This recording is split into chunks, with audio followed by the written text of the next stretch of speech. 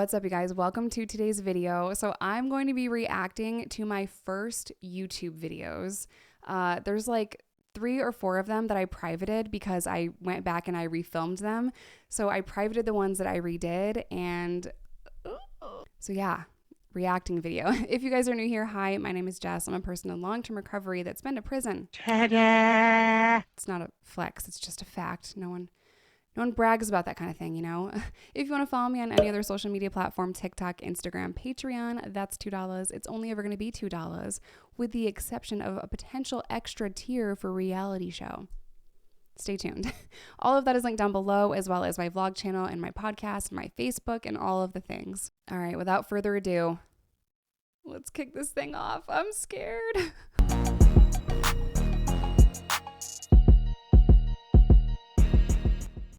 Channel.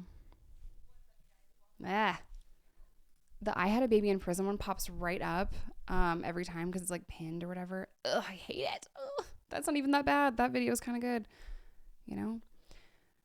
Oh my God, I'm so scared. Okay, videos. Oldest. So if you don't know, I was going to only make 7 videos. I never planned on creating content full time or having it be my job, but my plan was to just do a series called Heroin, My Road to Recovery, and it was going to be 7 videos. Like, that was my original first idea. And then, after 7 videos, I was just going to walk away and only talk about addiction. If people saw it, cool. If they didn't, it's fine. And yeah, it just took off like wildfire.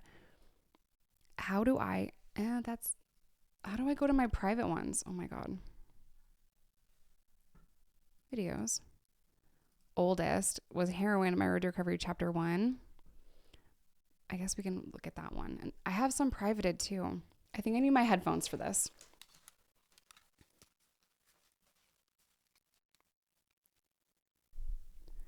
Oh my God. Okay, so I was living in a townhouse in Illinois. We had just moved there not that long ago, and I'm filming this on an Android something or other. I don't know. Oh my God. And I'm 7 years sober from heroin, meth, and pills. Immediately, what is wrong with this audio? Why is it so staticky? I have struggled with audio my entire career. Oh my God. It's a lot of stuff, right? I know. It's a lot of stuff, right? So the 2 questions I get asked the most is, why did you start using drugs, and what made you stop? Stop touching your hair. That's a really good place to start. Why did I start using drugs? You know, a lot of people say, I always hear this, you don't grow up and dream of being a drug addict. And while that is true, like, no little girl is sitting in their room saying, oh, all I want to be when I grow up is a drug addict. It's true. But for me, all I ever wanted to be was a drug dealer. I didn't want to go to college. I didn't want a family. I didn't want... Oh God. Oh, She's trying to be positive and give advice. And she doesn't know what the fuck she's talking about. Oh my God. Oh, I just want to, I don't know who this person is. I just want to hug her so bad. Oh my God. Oh, bless your soul. Me 6 years ago. I already worked that out in my brain of what it would be like to get arrested, what it would be like to go to jail, what it would be like to lose everything. And also that I was not going to live past 25. Now I've made it past 25. Somehow. But at that time, like, my mental state was, go balls to the wall, hard as you can, make as much money as you can, get as high as you can, and if you die, you die. I was completely okay with dying. 1,000%. I am so nervous and I'm so insecure, and like, you can tell over time I've gotten more comfortable in front of the camera. And you know, I'm a lot better at telling my story. It kind of makes sense usually. There's like, you could follow it. I can barely follow this, but I knew that I had so much to say, like, so much stuff happened. So I'm like, how do I get this out? How do I get this all out? At this time, I was filming videos for a prison reentry class for free, just volunteering to do that. I was fired from my volunteer job. A new teacher came in, and the teacher that wanted me to do that left, and the new teacher didn't like me. But yeah, I'm trying so hard to be like, don't do drugs, guys, okay? Like, I'm trying. She's trying. So, why did I start? I started selling drugs for 2 reasons. Nails. I did have little nails. I wanted 2 things, minimum, that I didn't have growing up. Money and control. Now, I grew up really poor, and we were always moving around. I got bounced around from place to place, house to house, city to city. Even one time out to Nebraska, which is like a whole other story. Yeah. So I never had stability in my life, and growing up, we never had money. People have like nitpicked that and scrutinized me saying that, but that's just the truth. Like, I wanted to be able to have control over my life and be financially stable and all of that, but I've learned in therapy that people pleasing can be just as toxic as narcissism. And I would do like nice things for people. But I did it to like earn their favor or something like that. Like, I wasn't doing it just out of the kindness of my heart the way that I do it now. And man, I wish I explained that a little bit better in these earlier videos because, and maybe I do later, but I really did not think there was anything wrong with me selling drugs. I'm like, they're going to get it anyway. I might as well make money. As long as I help out people here and there, I'm a good person. Like, I really wanted to believe while I was in that world that I was a good person. And I'm trying to articulate that, but I don't know what the fuck I'm even talking about. Okay, let's go to a different one because this audio is absolutely horrible. Okay, oldest, pregnant in prison. Oh my God, let's do this one. My first year out of prison. What's up, you guys? Welcome back. So I asked you a couple of weeks ago on Facebook and Instagram what you wanted to see in my next video. First of all, everyone wanted to hear about what the fuck is wrong with my eyebrows? First of all, what is happening? What is going on? Why am I yelling? This audio is horrible. I listened to this audio and thought, this is totally fine. This is good. Post. Fuck it. Post.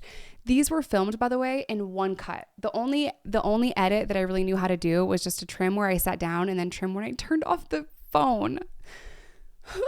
About my first year out of prison, which is crazy because it was the dryer like, running? Duh struggle. Duh so struggle. But yeah. My eyebrows are neighbors. They're not sisters. They're not cousins. They're fucking neighbors. Like, caca. Oh my God. What date was this posted?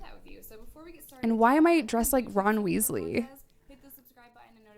November 26th of 2018. And just so that I know that you like these videos, and I will continue to make them for as long as you guys want to see them because I have stories for days. Yep. So look at her. All right, let's get started. My first day out of prison was probably like the most scary because I had nowhere to go. I had no transportation, I had no friends, I had no family, I had no clothes, I had no ID. I literally only had my teeth really were fucked up and like prison shower shoes and a Bible and some mail that people sent me, you know, like I literally had nothing. So during the course of my prison stay, I met a friend who came to pick me up. Oh no, that was an edit.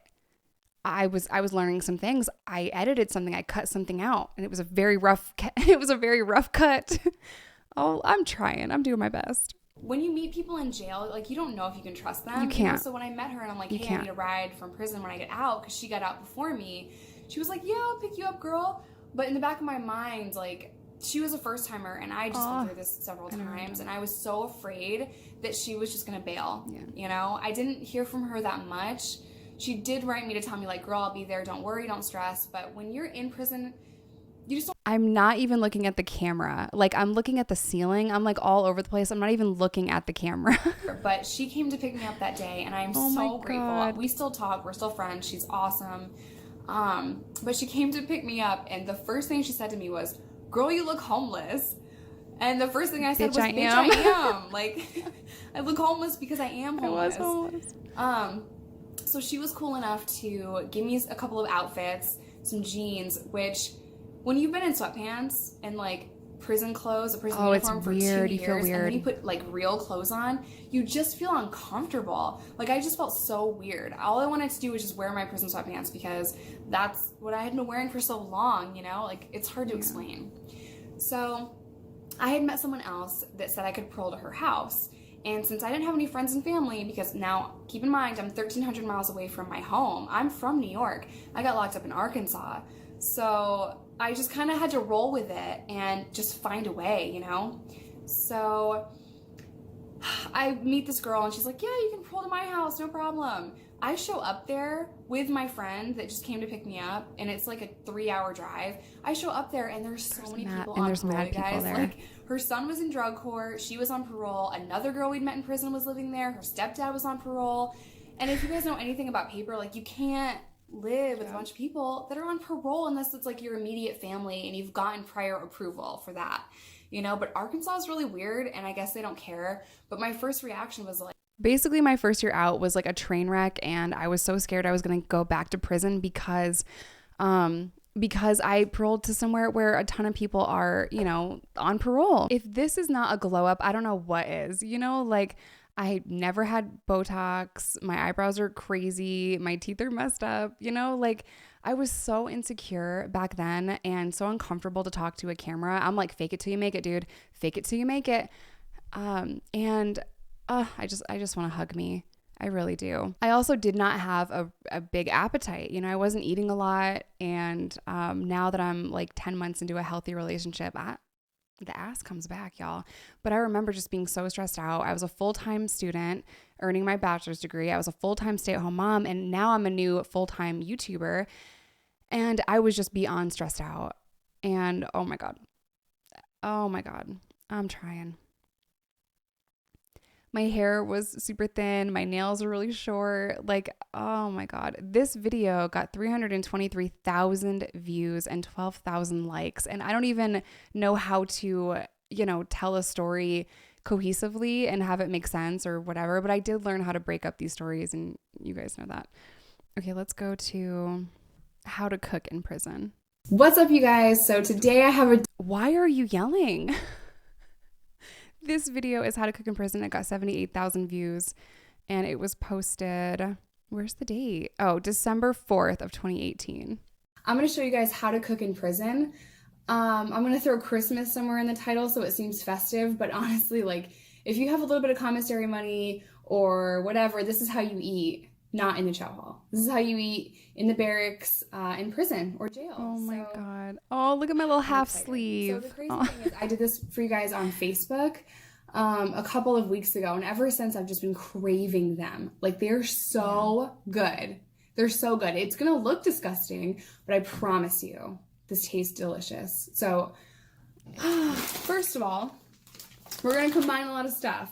And I know some of you are like, ew, I would never eat that. Let me tell you something. Don't ever say never, okay? Because you never know. Like, if you're in jail and someone makes this for you and you're starving, it's going to be the best thing you ever had in the world. I promise. People are starving in prison. So they're also very creative and just, they can do so much with so little. And I think that all of that checks out.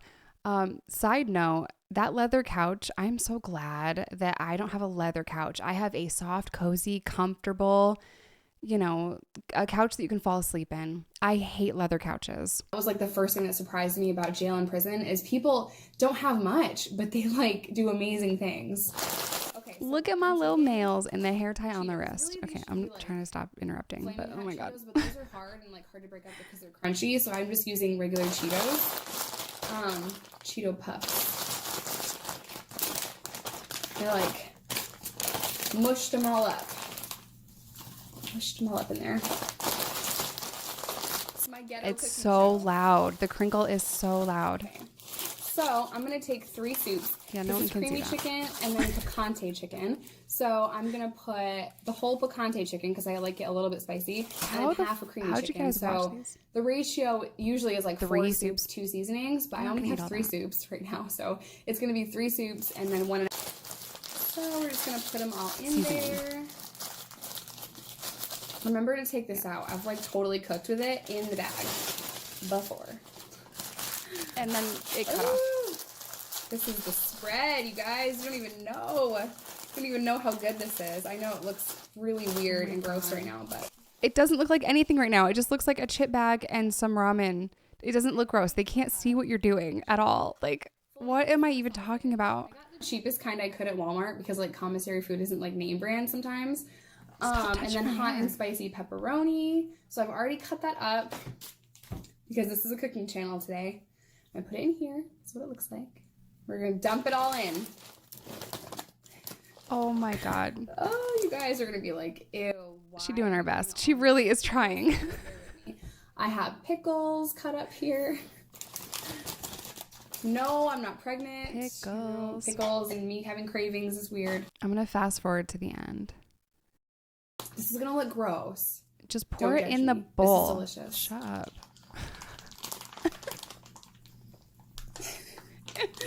looks so gross. Okay. So this is what it looks like. Doesn't that look delicious? You guys can barely see what this is. Spicy mayonnaise on top. Yes, spicy mayonnaise. I just make that myself these days. And that's it. I was going to put cheese on it, but since I don't have the spicy cheese, I'm just going to skip that. And this is cheesy enough. So that's it, you guys. I hope you guys like this video. I'll see you next week. Oh, I was really trying. I was doing my best. Okay, let's see. Listen, I have not watched all of my videos. Anytime that I had an editor, come in and helping me, I'm not watching it. I sit down, I film it, I send it, they send it back, and then I post it, So I hate watching my videos. I hate them. Let's try. Oh my God, the hall. I was sitting in the hallway. I don't even know what to go to next. Oh my God, how I handle depression. Bless my little heart. Let's see what I said. What's up, you guys? Welcome back. So before I start today's video, I just wanted to take a second to thank each and every one of you for being here, for watching my videos, for encouraging me in the comment section, for hitting the thumbs up button. I mean, okay, that's so sweet. And yeah, I still don't understand how you guys watch my channel. I don't know how you made it through these videos, if I'm being honest. I have a pop mic on and the audio is still that bad. Like, what? And what is even on my wall? Like this head, this like skull head that one of you guys named Hank. I didn't have a filming room. All I had was like a little hallway, and then I could film on my couch. Like I didn't have any equipment besides this pop mic that I probably got from Amazon. All of that positivity and love means so much to me. And a couple of days ago, I officially celebrated my 3rd month on YouTube. And I was so afraid to tell you guys my story, but you've been so amazing and so encouraging. So I just wanted to thank you just really quickly before we get started. So today's video is about depression. Now I understand that everyone is different and everyone responds to certain techniques differently, and what works for me might not work for you. So please don't explain depression to me in the comments. This is just my personal testimony. Yes. Don't explain depression to me in the comment section. 3 months into YouTube, I'm like, I know what depression is. I love that I said that. I've battled depression my entire life. I have just learned little things here and there to help me get through the day, because that's really all that matters. Doing things for your own mental health that make you feel better are so important. Yeah. So the first thing I do, if I go to bed depressed, I kind of wake up depressed. Like I can't go to bed mad at Reese because then I wake up mad at Reese. So I just have to solve things. And that's crazy that that was the example that I gave. And what really was going on is he was giving me the silent treatment. We would get into a fight and I would go to bed crying and he would just be asleep. And then the next day I'd get an I'm sorry text, maybe, or I love you or whatever. But he would be so cruel and so mean and then give me the silent treatment. Like, yes, I was really depressed because I was dating someone that was a covert narcissist that treated me not great, did not even, pour any love or affection into our relationship really. And oh my God, I just want to hug me. I want to hug me. And not wake up depressed, because I found overwhelmingly that I wake up in that same kind of mood. But if I do wake up in a bad mood or depressed or whatever, I usually don't want to get out of bed. I blamed myself for so much of what was going on between me and him. And I did not look at it as narcissistic abuse or emotional abuse. I just looked at it as, okay, he's distant, he's kind of cold, he has PTSD, this is my fault, I'm too needy, I'm too clingy, I'm too sensitive, I'm too, like I always blamed myself. I'm too depressed, it's my fault. Oh my God. This was long before my ADHD diagnosis. And I really just genuinely believed I wasn't doing enough. I wasn't trying hard enough. I just want to lay in bed. I just feel tired and I feel drained, and I would like to spend my entire day in pajamas. So I've just kind of learned to fight that a little bit. I have 2 small kids. They're 6 and 2. So what I do, if I'm feeling down, I try to get out of bed before them and make a big cup of coffee, and just sit downstairs with our fire on in peace, just for a few minutes. I've just found that kind of helps me in the morning, just get through the day. If I wake up at the same time as my kids and we're rushing around to get Micah to school and I'm trying to get them dressed and get breakfast, it's chaos and I just get even more overwhelmed. So that's why I just try to take a few minutes in the morning just to have some me time. That's good advice. Anxiety is a lot better. That's good advice. I'm very punctual. And if my daughter is late to school, she's probably not going to go because I'm just like scatterbrained and I've got to run around, and it's just easier to be early and be on time. So I set things out and I try to be organized. I'm not saying I do that every. I am no longer punctual. I'm not. I was driven by the fact that Reese would be a complete prick to me if I was late to something, and he would just make it to be this big deal, and I felt like such a failure if I was late. So I was always 15 minutes early to everything, and it was the most stressful thing. I was stressing myself out, and in turn stressing the kids out because I'm like, we can't be late. Okay. Once I left my ex and got my own place and all of that, I'm like, who cares if we're late? If we're late, we're late. I'll sign you in. The world is not going to end because we're 5 minutes late. Now let's look for that other shoe versus where's your other shoe? No. Like I was so beyond stressed out. And now I'm just like, well, if we're late, we're late. The world is not going to stop spinning if we're late, Because us being late to school today, that will not matter in 5 years. My kids are going to remember me calm and relaxed and not stressed out over being late. Like it's important to be on time, and I understand that, but it's also important to not stress everyone else around you out because you're 2 minutes late. Every day. I'm not winning at life here, you guys.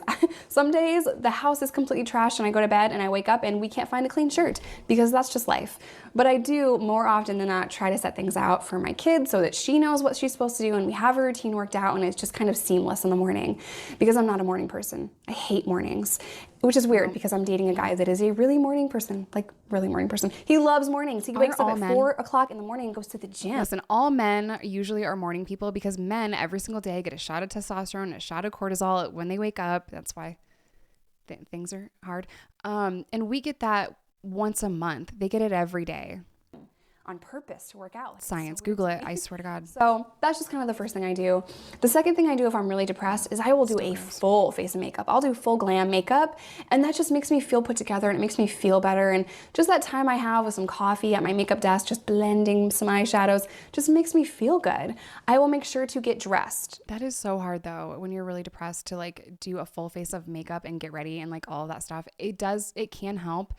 But oh my gosh. And do you guys notice how much of this video is including my ex? Like so much of who I was tied to him. It was my identity, and I am really proud of how far I've come. But oh my God, these videos are super crazy, and I can't believe how far I've come. I really can't. And I'm so proud of the channel that you and I have built, because all I do is make the videos and you guys choose to watch them or don't, subscribe or don't. And, I'm so grateful that I still get to do this full time. You guys, you changed my life. You guys helped me leave. You guys gave me a chance to do this full time, and I saved every penny that I could. And, you guys helped me provide a safe environment for my children because I was able to leave such an abusive man. And I couldn't have done that without this platform. Not to talk about that too much, but I see where I was at, like physically and emotionally, and I'm trying so hard to help other people while I was so broken, and I didn't want to admit it. I did not want to admit that my relationship wasn't good or that he wasn't a good person. I was in complete denial of that. I just wanted that to be what it was not, and I've mourned that for myself, like mourned the loss of the imaginary person because that wasn't a real person. I fell in love with the person he made me believe that he was. I had to mourn the lifestyle too of, everything that I thought I was going to do with this person. I thought I would spend my whole life with this person. I also had to mourn that for my kids, because I thought that the worst thing ever was to have a broken home. But if I didn't leave, I would just be teaching my girls how to stay. I wouldn't be teaching my girls how to leave.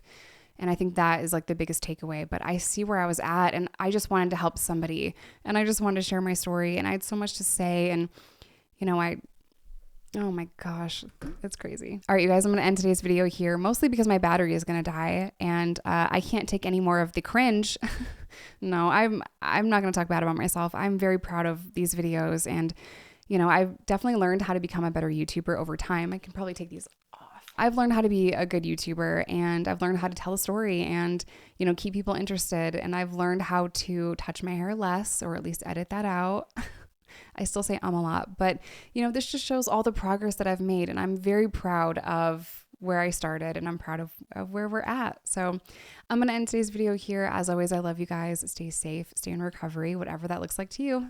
And I will see y'all in my next one.